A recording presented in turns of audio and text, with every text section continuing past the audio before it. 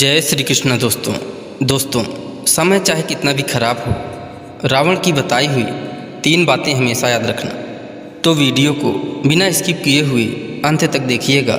दोस्तों, राम रावण युद्ध की समाप्ति के बाद जब रावण मरणासन की स्थिति में था, तब भगवान श्री राम ने लक्ष्मण से कहा कि इस संसार से नीति, राजनीति और शक्ति का महान पंडित विदा ले रहा है, तो तुम उसके पास जाओ और उससे कुछ शिक्षा ले लो जो तुम्हें कोई और नहीं दे सकते हैं।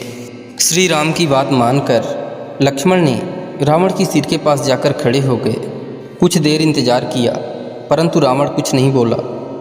तो लक्ष्मण को लगा ये रावण मुझे अपमानित कर रहा है, इसलिए लक्ष्मण भगवान राम के पास वापस चले आए और बोले, भैया, रावण मरणासन अवस्था में पड़ा है, मगर इसका अहंकार अभी तक समाप्त नहीं हुआ।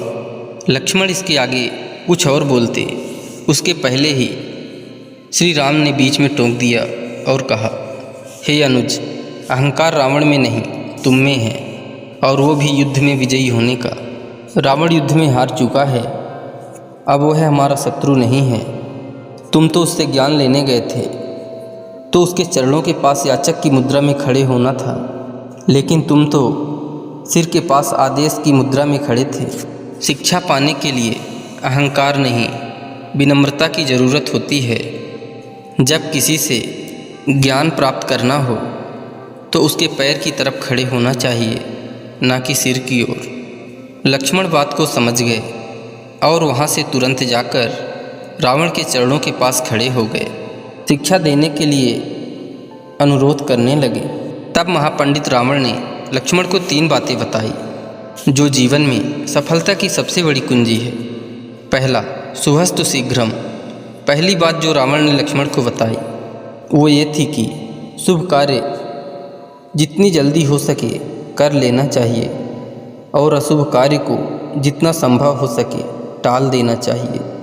जैसे कि मैंने भगवान श्री राम को पहचान नहीं सका, उनके शरण में आने में देरी कर दी, जिस कारण से मेरा यह हाल हुआ है। दूसरा, प्रतिद्वंदी और शत्रु को कभी कमज़ोर नहीं समझना चाहिए। दूसरी बात यह थी कि अपने शत्रु, अपने प्रतिद्वंदी को कभी कमज़ोर नहीं समझना चाहिए। मैं यह भूल कर गया।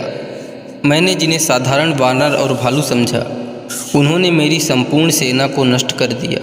मैंने जब ब्रह्मा जी से अमरता का वरदान मांगा था, तब मनुष्य और वानर के अतिरिक्त कोई मेरा वध न कर सके, ऐसा मैंने ब्रह्मा जी से कहा था, क्योंकि मैं मनुष्य और वानर को तुच्छ समझता था और मेरे जीवन की यह सबसे बड़ी भूल थी।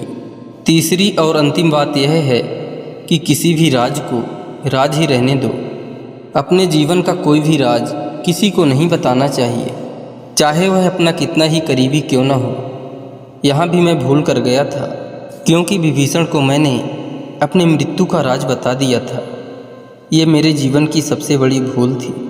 दोस्तों, ये सब बातें भले ही रावण ने आज से कई वर्षों पहले लक्ष्मण को बताई थी, लेकिन सत्य यही है कि ये बातें आज भी उतनी ही सत्य है जितनी पहले थी। दोस्तों, हर एक व्यक्ति को इन बातों को अपने जीवन में ध्यान रखना चाहिए। अगर आप भी इन बातों को अपने जीवन में अनुसरण करते हैं तो निश्चित ही आप मुश्किलों से दूर रहेंगे। दोस्तों, आशा करते हैं यह वीडियो आपको अच्छी लगी होगी।